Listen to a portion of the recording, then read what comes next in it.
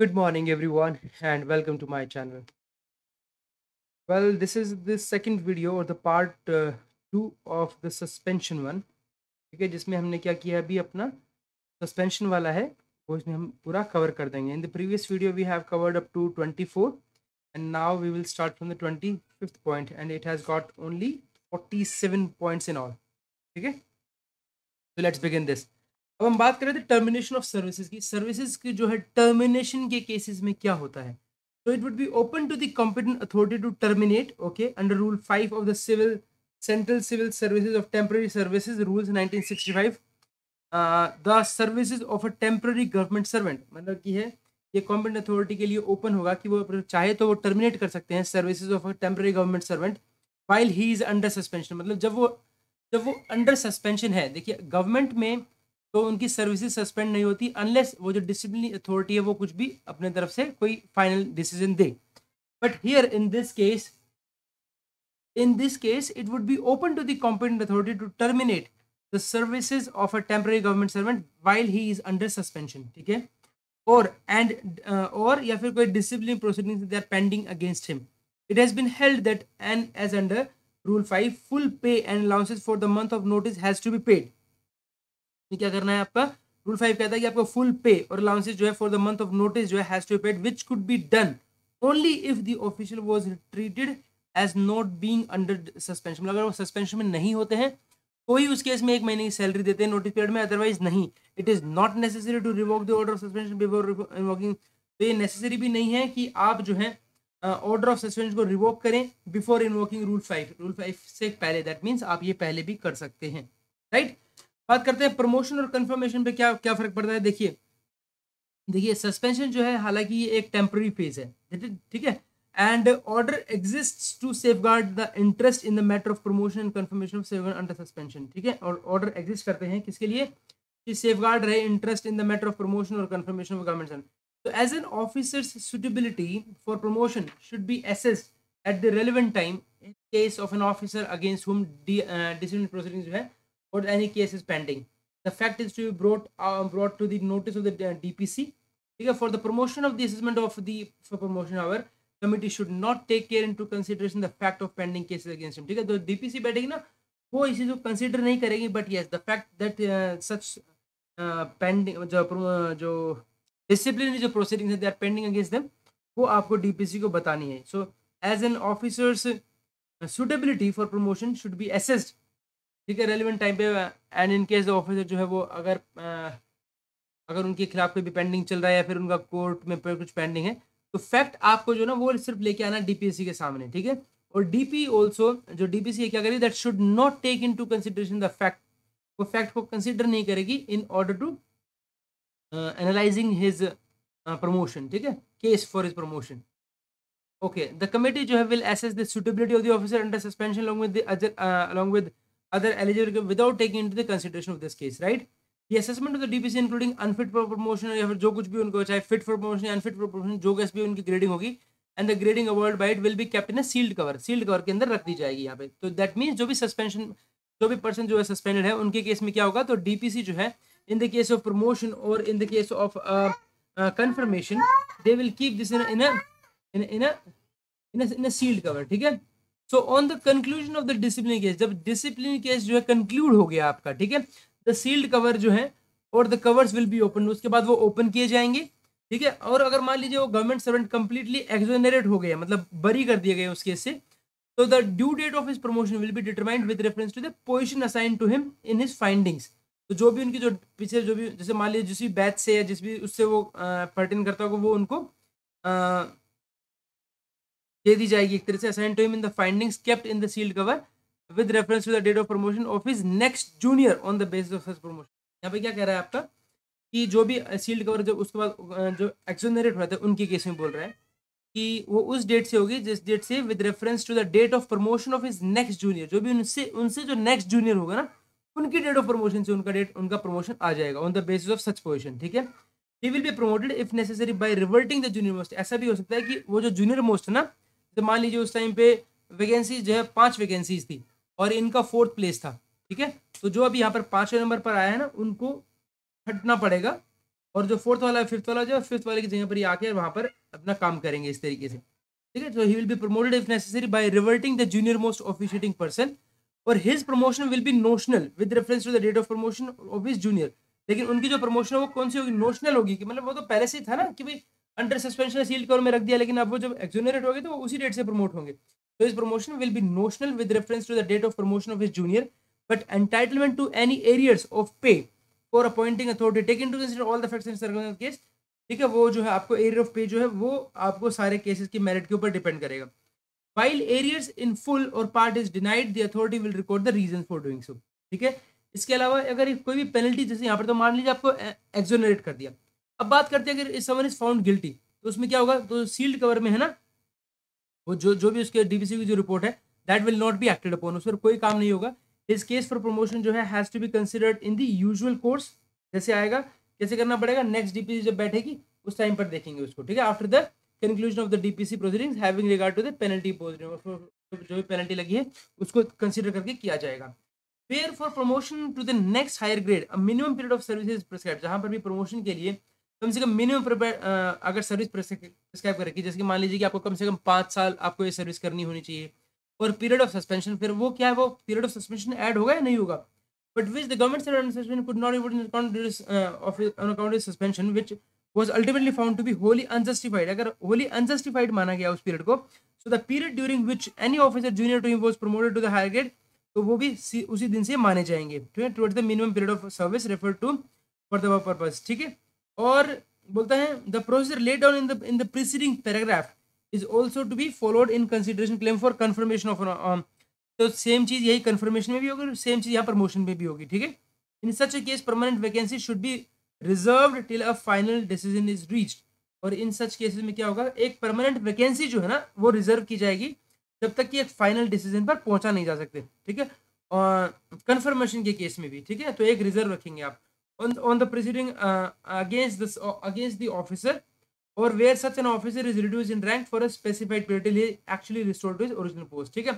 बात करते हैं परमिशन की। Now permission to appear in departmental examination, क्या कोई सस्पेंड है तो क्या वो मतलब डिपार्टमेंट इसमें जा सकता है या नहीं जा सकता, हाँ जा सकता है, he may be allowed, the official can however be promoted only if the discipline जो उसकी प्रोसीडिंग है वो ओवर हो जाएंगे और कंप्लीटली एक्सोनरेट होगा तभी होगा। रिवर्शन टू लोअर पोस्ट, क्या उसको रिवर्ट कर सकते हैं लोअर पोस्ट में, वो डिपेंड करेगा उनके ऊपर कि while officiating in a higher post can be reverted to the lower post, otherwise then punishment even during his suspension, वो डिपेंड करेगा कि अगर आपको पनिशमेंट दी गई है ऐसे, ठीक है, तो होगा, अदरवाइज नहीं होगा। Forwarding of applications, yes should not be forwarded nor they should be released for any assignment scholarship। देखिए अगर एप्लीकेशन ऑफ गवर्नमेंट सर्वेंट किसके लिए, who are under suspension against departmental proceedings are pending, तो should not be forwarded nor should they be released for any assignment scholarship fellowship program, किसी चीज के लिए कोई कुछ नहीं होगा। also not to be sent or allowed to go in deputation या foreign service, कोई भी एप्लीकेशन उनकी फॉरवर्ड नहीं होगी, ठीक है। पेमेंट ऑफ सब्सिस्टेंस अलाउंस, ये बहुत इंपॉर्टेंट है कि सब्सिस्टेंस अलाउंस दिया जाएगा, यस दिया जाएगा। सब्सिस्टेंस अलाउंस क्या क्या कॉन्स्टिट्यूट करता है वो देखते हैं। देखिए इनिशियल ग्रांट दी जाएगी अंडर फंडामेंटल रूल जो है रूल 53 के अंदर कहता है गवर्नमेंट सर्वेंट जो under suspension is entitled up to first 3 months के लिए, दैट्स रियली वेरी इंपॉर्टेंट कि सिर्फ 3 मंथ्स के लिए दिया जाएगा ये, क्योंकि आपको पता है कि 90 डेज के अंदर अंदर सस्पेंशन को रिव्यू करना पड़ता है ना, तो ये फर्स्ट 3 मंथ्स के लिए आपको उनको आप क्या देंगे, सब्सिस्टेंस अलाउंस देंगे, ठीक है। फर्स्ट 3 मंथ्स के लिए for the period of suspension to subsistence allowance at an amount equal to the leave salary, जितनी उनकी लीव सैलरी है वो which he would have drawn if he had been on leave on half pay, okay, तो leave which he would have drawn if he had been on leave on half pay, मतलब half पे जो है उनकी half पे तक उनकी जो है लीव सैलरी की तरह ट्रीट किया जाएगा उनको at an amount equal to the leave salary which he would have drawn, मतलब जैसे लीव सैलरी उनको मिलती है ना, ठीक है, वैसे ही दी जाएगी if he had been on leave on half pay, जैसे कि वो हाफ पे लीव पर हो, ठीक है।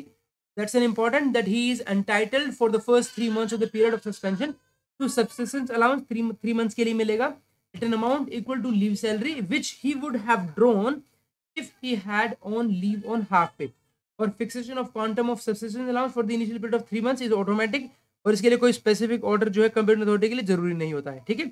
अब उसके बाद विद इन 3 months में आपको फर्स्ट रिव्यू तो करना ही पड़ेगा, तो उसमें क्या होगा, जो भी कंप्यूटर अथॉरिटी है विद इन 3 months के अंदर, ठीक है, नॉट एक्सीडिंग फर्स्ट 3 months, क्या करेंगे, फर्स्ट रिव्यू करेंगे, इसमें क्या करेंगे, increase by a suitable amount not exceeding 50% of the initial subsistence allowance, तो वो इंक्रीज कर सकते हैं किसमें, by suitable amount not exceeding 50% of the initial subsistence allowance. मतलब जो उसको हाफ मिला हुआ है ना, वहां पर जो उसको हाफ पे की सैलरी मिली हुई है, जो लीव सैलरी उसको हाफ मिल रही है, उसका 50% बढ़ा सकते हैं वो, ठीक है। Increase by suitable amount not exceeding 50%, that's really very very very important. ये क्वेश्चन में आया हुआ है, ये जो है 50% जो है आप उसमें बढ़ा सकते हैं। Increase by suitable amount not exceeding 50% of the initial subsistence allowance, ठीक है। इफ किस केस में, if in the opinion of that authority the period of suspension has been prolonged for reasons, अगर जो है to be recorded in writing not directly attributed to the government servant, अगर वो जो है काफी लंबा समय हो गया है और वो जो रीजंस जो है वो they are not attributable to the government servant, तो इस केस में जो है उनका इंक्रीज कर सकते हैं बाय 50%, ठीक है। डिक्रीज भी कर सकते हैं bye suitable amount not exceeding 50% of the initial subsistence allowance if the opinion कि जो डिले हुआ है ना, जो प्रोलॉन्ग्ड डिले हुआ है, प्रोलॉन्ग्ड सस्पेंशन जो है वो डिले हुआ है किसकी वजह से, due to the reason of the reasons recorded in writing directly attributed to the government servant, ठीक है। तो अगर मान लीजिए प्रोलॉन्ग होता है वो, तो यहाँ पे प्रोलॉन्ग डिले एक तरीके से आप मान सकते हैं। अगर डिले जो है ये होता है, डिले अगर गवर्नमेंट सर्वेंट की वजह से होता है तो 50% इंक्रीज कर देंगे, अगर उनकी तरफ से नहीं होता तो, अगर उनकी तरफ से होता तो 50% डिक्रीज भी कर सकते हैं। तो as this review is mandatory, ये तो होता है आपको विद इन 3 मंथ्स करना ही होता है with view to avoid serious hardship to the government servant, ठीक है, वो वैसे भी जरूरी है। तो before the expiry of first 3 months of suspension ये होना ही है। रिट्रोस्पेक्टिव रिवीजन हो सकती है क्या? रिट्रोस्पेक्टिव मतलब कि आप कुछ पहले से भी कुछ रिवाइज कर सकते हैं।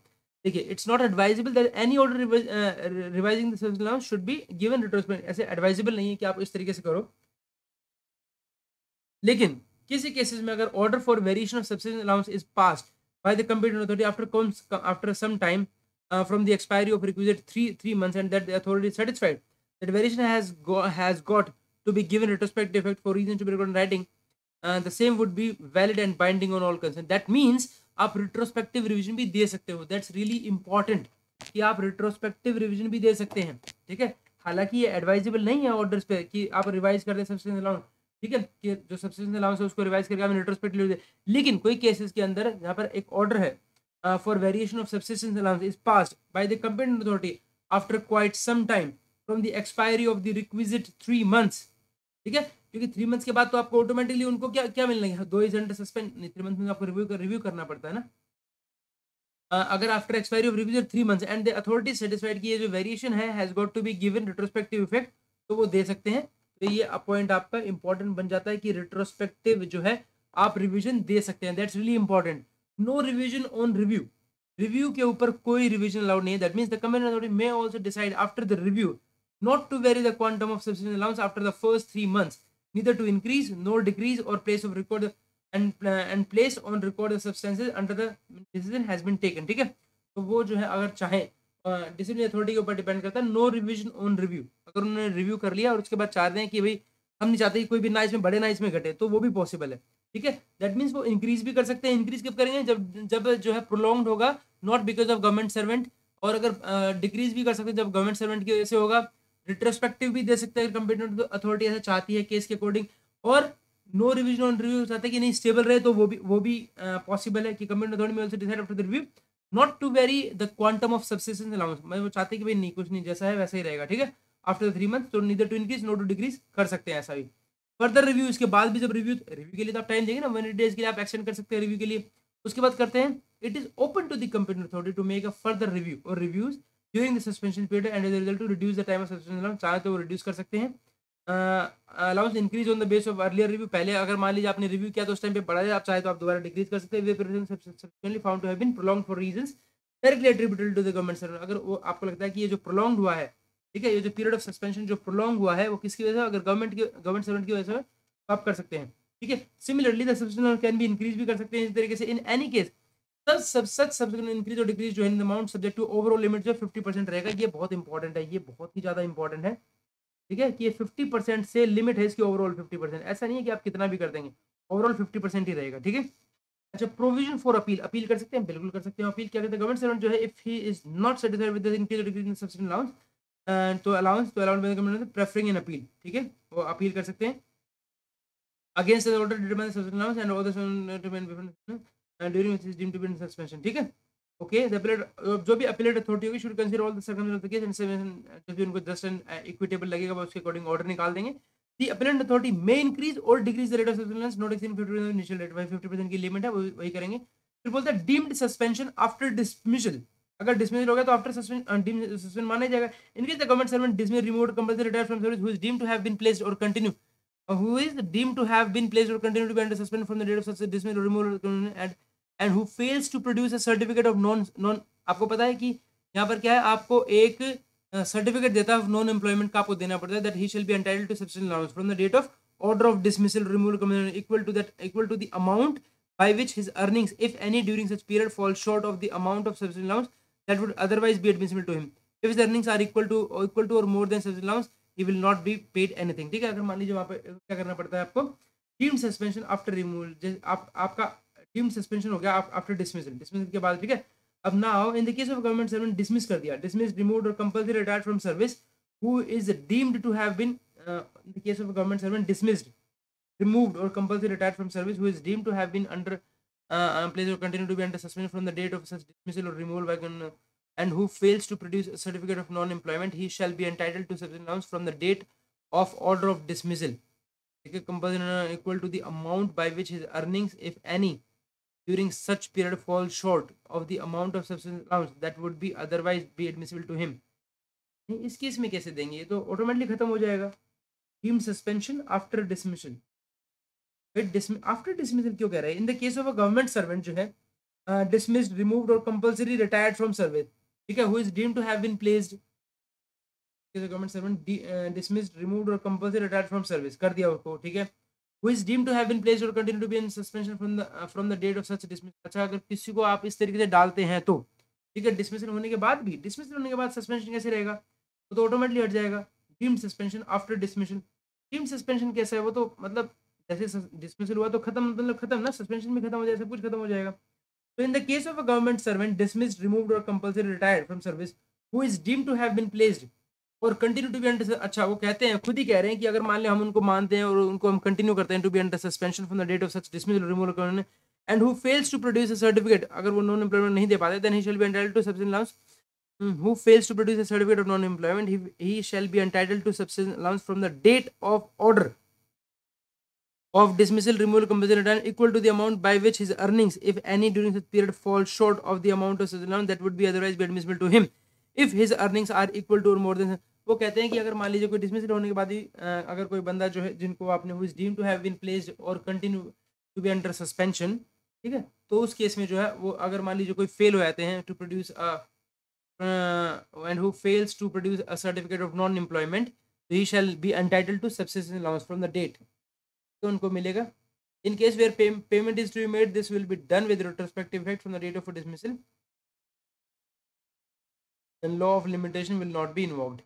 लिमिटेशन मतलब जो है ना आपका यहाँ पे जो टाइम का जो लिमिटेशन है, लिमिटेशन कितना है यहाँ पर, लिमिटेशन का टाइम 45 डेज है ना,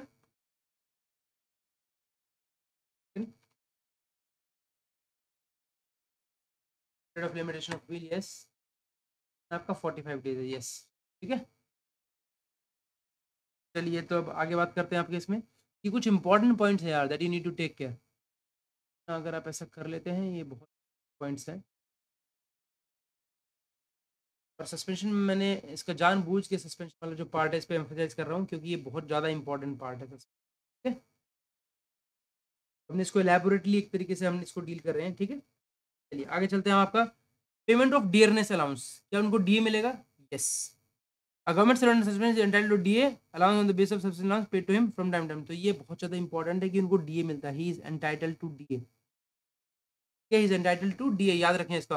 अच्छा, कोई payment of interim relief, yes yes he is entitled to draw interim relief भी उनको मिल सकती है, ठीक है, on the basis of subsistence allowance paid to him from time to time. क्या उनको कोई कॉम्पनसेटरी अलाउंस मिलेगा, ये क्वेश्चन आया था इंपॉर्टेंट, एग्जाम के अंदर आया हुआ है ये वाला, ठीक है, क्या उनको कोई कॉम्पनसेटरी अलाउंस मिलेगा, देखिए the drawal of house rent allowance to a government servant under suspension shall be regulated with reference to 53(1)(b) 54 on the basis of pay of which he was in receipt of date of submission।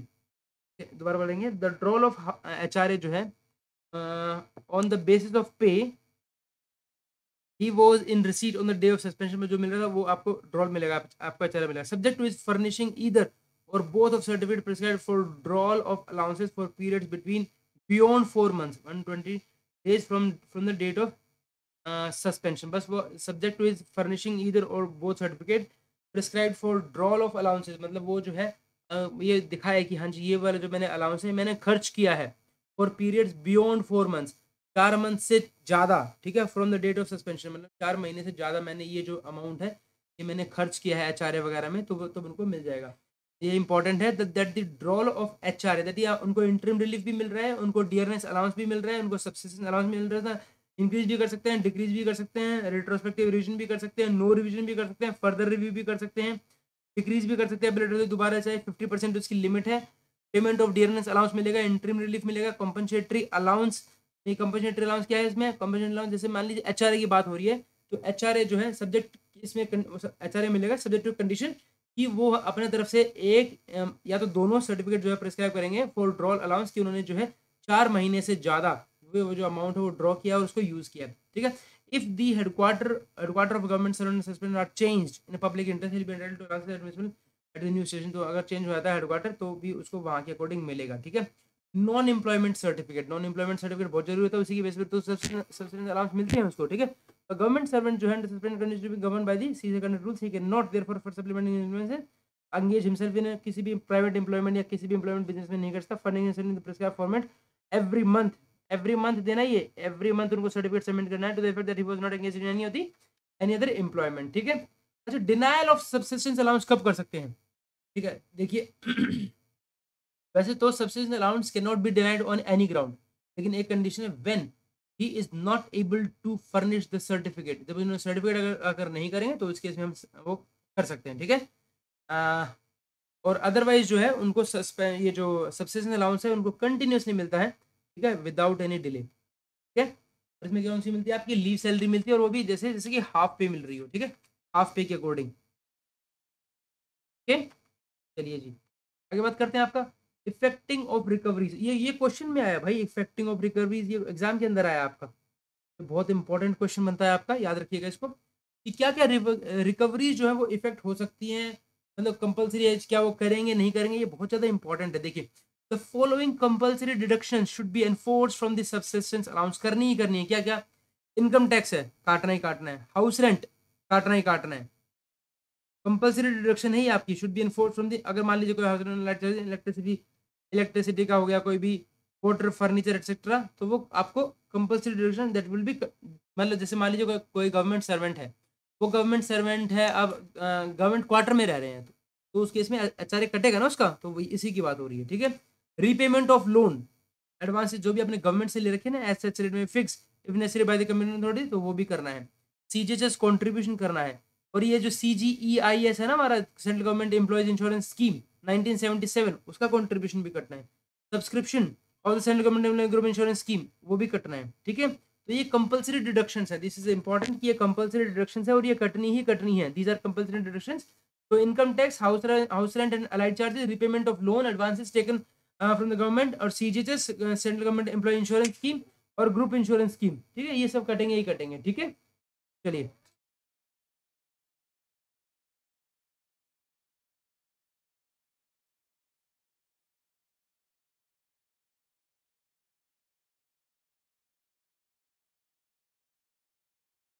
all right, now we try to talk about the following deductions are optional and should not be made except with the written consent of the government। अब ये कुछ देखिए, ये जो अभी तो है ये तो है क्या आपकी कंपलसरी डिडक्शंस है, ठीक है। कुछ तो अभी अभी जो तो आपने देखा वो क्या है, दीज आर कंपलसरी डिडक्शंस हैं, ठीक है।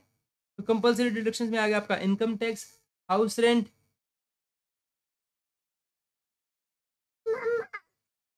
तो कंपलसरी डिडक्शंस में क्या क्या है आपका, income tax, house rent, repayment of loan, advances taken from central government, CGHS,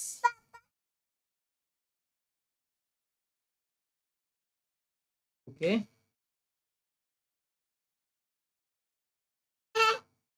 You want to study? Yes? Papa study time. Your time will come. Okay. Cool. All right. So the following deductions are optional. क्या क्या है? Should not be made except with the written consent of the government.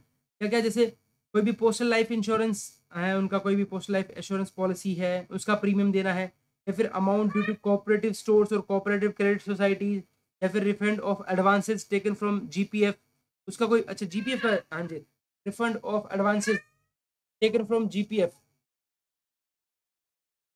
Fund of advances taken from GPF वो करना है तो वो optional है। क्या deduction should not be made from the subscription allowance, क्या क्या नहीं करना है आपको, subscriptions to GPF, amount due to court attachments, deduction should not be made from the subscription allowance में से ये चीज नहीं करनी है आपको। सब्सक्रिप्शंस टू जीपीएफ, जो भी आपका जीपीएफ का पैसा, subscription to GPF, amount due to court attachments or recovery of loss of government for which government servant is responsible. ठीक है, recovery of loss to government for which a government servant is responsible। चलिए, affecting of recovery मैं दोबारा एक बार repeat करना चाहूंगा। हाँ, okay, compulsory compulsory deduction में आ गया आपका इनकम टैक्स तो कटेगा, रीपेमेंट ऑफ लोन, अगर आपने कुछ एडवांस टेकन फ्रॉम गवर्नमेंट ले रखा तो भी कटेगा, इफ नेसेसरी बाय द, ये वाला यहाँ पर कहता है if necessary by the company authority. ठीक है, हाउस रेंट कटेगा, सीजीएस कटेगा, सीजीआईजीएस कटेगा, सीजीई ग्रुप इंश्योरेंस कटेगा। ऑप्शन में क्या क्या है, लाइफ इंश्योरेंस का premium, then amount due to cooperative या कोऑपरेटिव क्रेडिट सोसाइटीज, या फिर refund of advances taken from GPF, आपने कोई जीपीएफ से कोई पैसा निकाला, उसका refund of advances taken from GPF, refund of advances, आपने कोई आपने एडवांस ले लिया जीपीएफ से, उसका रिफंड वो भी जो है ऑप्शनल होगा। ठीक है, ये भी आपका ऑप्शनल होगा, that is refund of advances taken from GPF, ये इंपॉर्टेंट पॉइंट है आपका। ठीक है, ऑप्शन में समझ में आता है इंश्योरेंस वगैरह, ठीक है, कोऑपरेटिव वाला, ठीक है, लेकिन refund of advances from GPF ये इंपॉर्टेंट है आपका, कि रिफंड जो है ना आपका जीपीएफ से आपने कोई रिफंड एडवांस लिया आपने, तो उसका रिफंड जो है वो ऑप्शनल होगा। ठीक है, इंपॉर्टेंट है। Deduction should not be made from the, क्या क्या नहीं करना है, that is subscription to GPF, मतलब आप जीपीएफ में पैसा कटवा रहे हो वो अलाउड नहीं है, लेकिन जीपीएफ से जो आपने एडवांस ले रखा है वो ऑप्शनल होगा। ठीक है, और amount due to court attachments, court ने कोई पैसा लगा दिया कि भाई ये इतना पैसा इससे लेना है, निकालना है, वो भी आप सब्सिडी अलाउंस से नहीं ले सकते। Recovery of loss to government for which court servant is responsible, कोई भी रिकवरी ऑफ लॉस, कोई भी रिकवरी लॉस टू गवर्नमेंट से जिसके लिए भी गवर्नमेंट सर्वेंट रिस्पॉन्सिबल है, वो लॉस इवन चाहे आपने गवर्नमेंट को क्यों ना कर रखा हो, सब्सिडेंस अलाउंस से नहीं होगा। ठीक है, और उसके लिए बहुत ज़्यादा तरीके हैं, अलग से उस हो जाएगा, सब्सिस्टेंस अलाउंस से नहीं होगा, क्योंकि सब्सिस्टेंस अलाउंस वैसे ही आपको 50% सैलरी दे रहे हैं, ये चीज़ काटे तो मर जाएंगे आप। ठीक है, तो as regards the recovery of over payment, अगर ओवर पेमेंट की बात करते हैं, अगर there is no bar in in in effecting it from the subsistence, अगर मान लीजिए कहीं पर ओवर पेमेंट हो गई तो उसमें कोई प्रॉब्लम नहीं है, वो आप कर सकते हैं, सब्सिडेंस अलाउंस से इफेक्ट कर सकते हैं, आप उसको ले सकते हैं। ठीक है, और while doing so the competent authority जो है शुड एक्सरसाइज डिस्क्रिशन, अपने डिस्क्रिशन यूज करेंगे इसमें, and decide whether recovery should be Holi और इन एबियंस, और इट शुड बी इफेक्टेड, तो वो उसके ऊपर डिपेंड करता है, कंपेटेंट अथॉरिटी के ऊपर, वो अपना डिस्क्रिशन यूज करेंगे कि या तो वो उसको पूरा लेंगे, या फिर जो है 1/3 जो है at a rate not exceeding 1/3 only excluding DA and other compensatory allowance, उन सबको अलग करके जो है 1/3 जो है जो उनका जो आपका बेसिक जो बन रहा है ना, उसमें से 1/3 लेंगे। ठीक है, ये इंपॉर्टेंट है आपका, इनकी 1/3 लेंगे आपका, should be affected at the rate not exceeding 1/3 allowance only, subsistence allowance only excluding dearness allowance and other compensatory allowances. ठीक है, अदर कॉम्पनसेटरी अलाउंसेस कौन सा होगा आपका, एचआरए हो गया। ठीक है ना, चलिए जी, now licence fee free concession, licence fee free concession मतलब लाइसेंस फी कौन सी होती है, लाइसेंस फी आप जब गवर्नमेंट का कोई भी अकोमोडेशन लेते हैं उस टाइम में आपको लाइसेंस फी देनी पड़ती है, तो government servant will not be required to vacate licence fee free accommodation, तो खाली नहीं करना है, अगर मान लीजिए कोई गवर्नमेंट सर्वेंट है, if is under suspension he will not be required to vacate licence fee, अगर उनका कोई किसी को ऐसा ऑप्शन होता है जिसमें उनको लाइसेंस फी फ्री अकोमोडेशन मिलती है, ठीक है, तो will not be required to vacate that licence fee free accommodation unless the accommodation is specifically attached to any particular post, तो एक बात अलग है, अदरवाइज नहीं करनी है। However licence fee free concession will cease from the date of suspension, वो जो है लाइसेंस फी फ्री कंसेशन जो है ना, वो जो कंसेशन जो आपको मिल रही है वो that will cease from date of suspension and rent will be recovered from him. ठीक है, and he was not on occupation of the licence free accommodation, इस तरीके से। और सब्सिक्वेंटली अगर मान लीजिए government servant is allowed for the period of suspension full pay, अगर आपको एक्सोनरेट कर दिया, फुल पे अलाउंसेस दिया गया आपको, तो कंसेशन ऑफ द लाइसेंस फी जो आपसे will stand restored and the rent जो भी आपसे रिकवर किया वो वापस आपको रिफंड कर दिया जाएगा। If the period of suspension is spent on leave, the refund will be distributed from the first month only. If the period of suspension जो है अगर उसको ट्रीट किया जाता है as if that is spent on leave, तो refund जो है will be restricted for the first month only. तो रिफंड जो है वो सिर्फ आपका सिर्फ पहले महीने तक ही होगा बस, ठीक है। For the period beyond which the first beyond first month rent recovery will be as prescribed. For the period beyond the first month rent recovery will be as prescribed, जैसे दे रखा कैसे, if a government servant is made to vacate the license free accommodation either because it is specifically attached to a particular post or any other reason, he will not be allowed to draw house rent allowance, ठीक है, he will not be able to draw house rent allowance prescribed in lieu of license free accommodation। but if his headquarter अगर change होता है at the time of suspension is at a place which is classified city or hill station at which rent loss is admission, he will be allowed for the same subject to the usual condition। the house rent allowance will be calculated with reference to the pay that he was drawing at the time of suspension, recording में मिलेगा, ठीक है। ये clear हो गया आपका। बात करते हैं, नहीं बात करते, एक बार और रिवाइज करेंगे इसको। थोड़ा सा ये हौच-पौच है थोड़ा सा, बस एक बार समझ लीजिए। लाइसेंस फी फ्री कंसेशन क्या होता है, कोई गवर्नमेंट कुछ ऐसी पोस्ट होती है जहाँ पर जो आपको लाइसेंस फी फ्री कंसेशन आपको मिलता है, ठीक है। तो गवर्नमेंट सर्वेंट जो है अगर suspend hill not be required, उसको आपको खाली नहीं करना है उसके अंदर, अनलेस वो जो अकोमोडेशन जिसमें आप रह रहे हो that is specifically attach to any particular post, किसी पर्टिकुलर कि भाई आप वो पोस्ट होल्ड करते हैं तभी आप वो घर ले सकते हैं, तो एक बात अलग है, अदरवाइज आपको खाली नहीं करना है। However licence fee free concession जो होता है ना that will cease from the date of suspension, हाँ, लेकिन वो सीज हो जाएगी जिस दिन से ही आप मतलब लाइसेंस फ्री कंसेशन में रह रहे हैं ना, तो वो उसी दिन से सीज हो जाएगी जिस दिन से आप सस्पेंशन होता है, एंड रेंट जो है उनसे रिकवर किया जाएगा। और और अगर मान लीजिए उनको एक्सोनरेट किया जाता है, ठीक है, is allowed for the period of suspension, अगर मान लीजिए सब्सिक्वेंटली उनको एक्सोनरेट कर दिया, उनको फुल पे दिया गया, अलाउंसेस दिया गया, तो उस केस में जो भी उनसे पैसा लिया गया था ना, तो वो पैसा जो उनको वापस से रिफंड कर दिया जाएगा, ठीक है। और अगर पीरियड ऑफ सस्पेंशन उसको ट्रीट किया था as if this is spent on leave, ठीक है, तो रिफंड जो है वो सिर्फ आपका सिर्फ फर्स्ट मंथ का ही दिया जाएगा, and for the period beyond will be rent recovery will be as prescribe, जैसे प्रिस्क्राइब करेंगे वैसे की जाएगी, ठीक है। If such a government servant is made to vacate the licence fee free accommodation either because it is suspended, अगर मान लीजिए आपको बोला था कि नहीं आपको खाली करना है फॉर एनी रीजन, ठीक है, then he will not be allowed to draw HRA, तो फिर जो है उनको he will not be allowed to draw, उनको एचआरए नहीं मिलेगा इस केस में, ठीक है। Prescribed in lieu of the licence fee accommodation, मतलब इन ल्यू ऑफ की लाइसेंस फी के फ्री अकोमोडेशन की जगह पर उनको एचआरए मिल जाए। बट इफ अगर उनका हेडक्वार्टर जो है इस ऐसी जगह पर है जो कि क्लासिफाइड सिटी है, हिल स्टेशन इस तरीके से है, ठीक है, और जहाँ पर एचआरए अलाउड है, तो उन केस में उनको एचआरए दे दिया जाएगा, और वो होगा जहाँ से तो जो उनकी जिनको सस्पेंड हुए थे ना वो वाली जो उनको पे मिल रही थी उसके अकॉर्डिंग, ठीक है।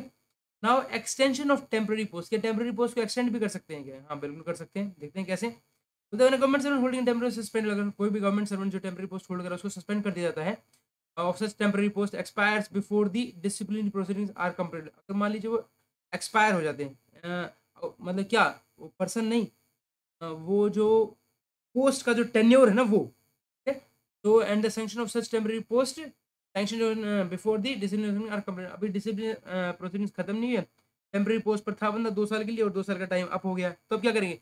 तो it may be considered on merits whether he should be discharge from service और हिज सर्विसेज जो है टर्मिनेटेड अंडर रूल दिस, ठीक है, और the discipline continue to be logically conclude, तो क्या होगा? If it is decided to continue, अगर ये कहते हैं कि नहीं कंटिन्यू कीजिए disciplinary proceeding, the post in question जो है that may be extended, okay, under the order of the commandant, if delay is anticipated in obtaining such sanction, the commanding authority to dismiss or remove the officer concerned from service may issue order extending the post without reference to the authority competent to sanction the post, ठीक है। तो basically आपको extension कर सकते हैं आप, ठीक है। सब्स्टिट्यूट अरेंजमेंट, देखिए वहाँ पर जहाँ पर मान लीजिए इन एस्टेब्लिशमेंट कहीं पर भी जहाँ पर प्रोविजन है फॉर लीव रिजर्व एग्जिस्ट, यही क्वेश्चन आया था भाई, यही क्वेश्चन आया था, यही वाला क्वेश्चन आया था एग्जाम के अंदर, ठीक है, लीव रिजर्व वाला। In an establishment where provision for leave reserve exist, जहाँ पर लीव रिजर्व का मतलब समझते हैं कि भाई कोई भी छुट्टे जाएगा तो उसकी जगह पर वो दूसरा बंदा रिजर्व है वो काम करेगा, तो कोई भी एक एस्टेब्लिशमेंट है जहाँ पर प्रोविजन है for leave reserve exist, any vacancy caused on account of suspension of a government servant should be filled by a reservist, उनके द्वारा भरी जाएगी, and where as reservist is not available, वहाँ पर वो अवेलेबल नहीं है, the post should not be filled by an officiating appointment, ठीक है, और जो है वो पोस्ट जो है should be not available the post should be filled by an official, कोई भी ऑफिशियल अपॉइंटमेंट है वहां से भर दी जाएगी। It is not necessary to create an extra post, तो वहां पर एक्स्ट्रा पोस्ट क्रिएट करने की जरूरत नहीं है। ठीक है, पर सुनेंगे इसमें, ये किसी भी स्टैब्लिशमेंट जहां पर प्रोविजन है कि लीव रिजर्व एग्जिस्ट करती है, जहां पर मतलब कोई भी पोस्ट, जैसे आप छुट्टी पर चले गए तो आपकी जगह पर कोई दूसरा बंदा है वो आगे काम करेगा। ठीक है, तो any vacancy caused on account of suspension of a government servant should be filled by a reservist, उनके द्वारा भरी जाएगी।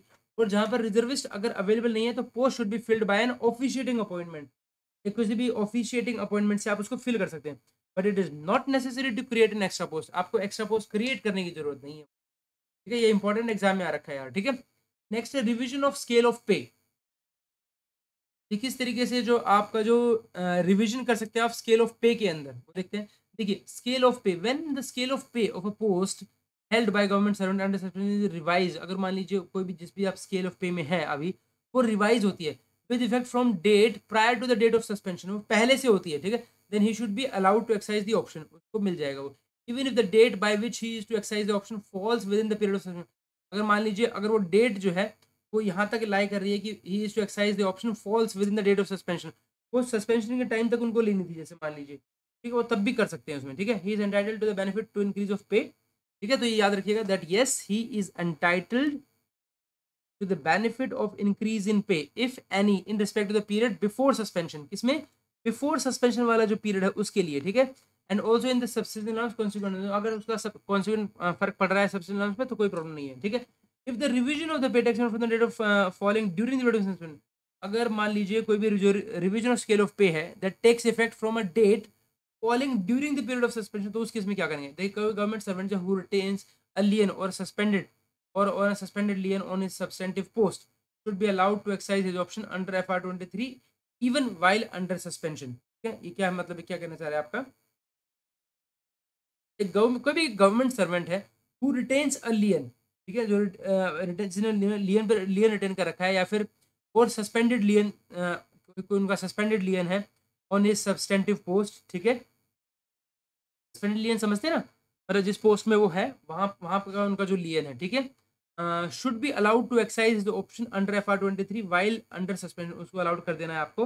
The benefit of option will however accrue to him in respect of the period of suspension only, लेकिन जो benefit of option जो है will however accrue to him in respect of the period of suspension only after reinstatement depending upon the fact whether the period of suspension not. तो वो जो है वो जब रीइंस्टेटमेंट होगी उनकी तो उस डिपेंड करेगा कि वहाँ पर जो पीरियड ऑफ जो सस्पेंशन है वो ड्यूटी किया जाएगा या नहीं किया जाएगा। इसके अलावा कोई भी government servant who does not retain a lien on a post the pay of which he is changed not entitled to, उनको जो है कोई एक्सरसाइज ऐसा ऑप्शन नहीं है, नहीं कर सकते। However if he is reinstated in the post for the period of and the period of suspension is duty, तब तो उनको अलाउ कर दिया जाएगा ऑटोमेटिकली। ठीक है, and so in such a case if there is a time limit prescribed for exercise option and such limit has expired before the reinstatement, a relaxation may be made in such में कर सकते हैं आप। Grant of advance for purchase of conveyance, ये भी ये question आया भाई, यू का यू क्वेश्चन आया हुआ है, that's really important, that's the reason why I am saying कि ये सस्पेंशन करना ये बहुत ज़्यादा इंपॉर्टेंट है।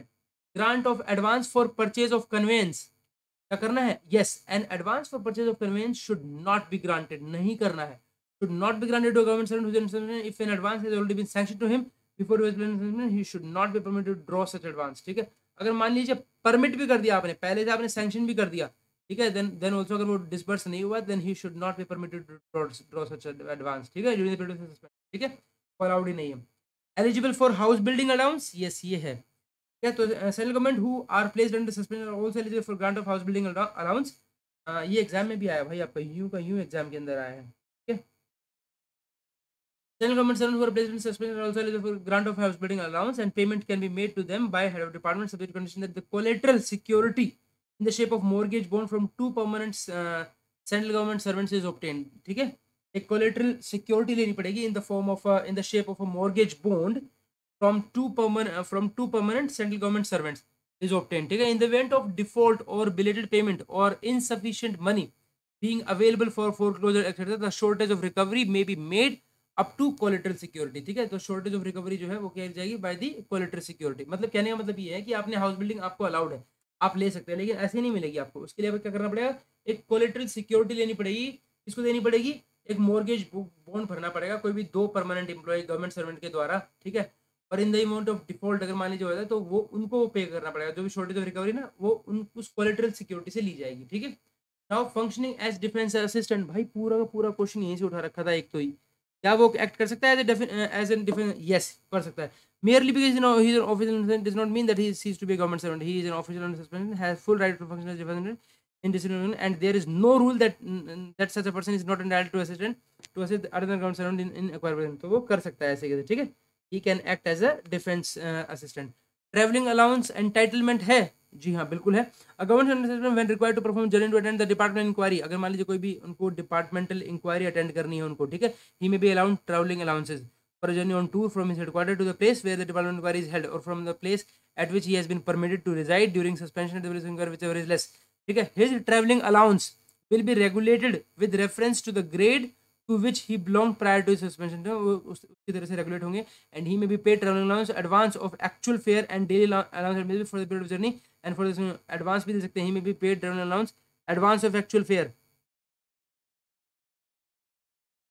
he may be paid traveling allowance advance of actual fare and जो भी उसका डेली अलाउंस एडमिसिबल है वो आप दे सकते हैं for the period of journey and for the specific period of inquiry, ठीक है।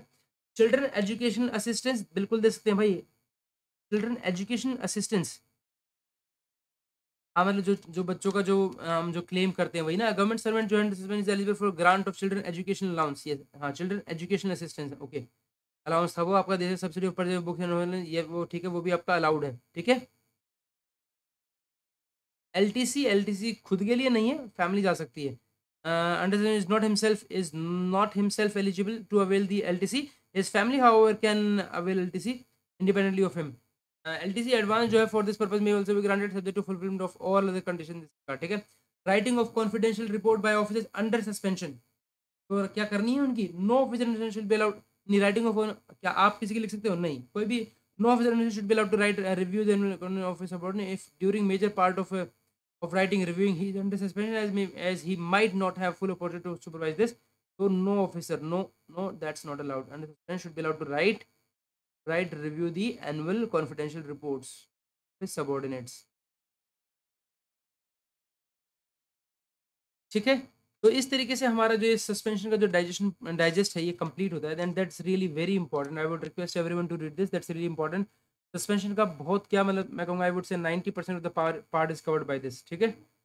सो आप उसको कर लीजिएगा, and in the next video we will cover this suspension, कुछ जनरल ऑर्डर्स हैं जो GIDs हैं that we think it's quite important, so we would like to cover these, ठीक है। तो we will see you in the next video, till then bye bye and keep studying.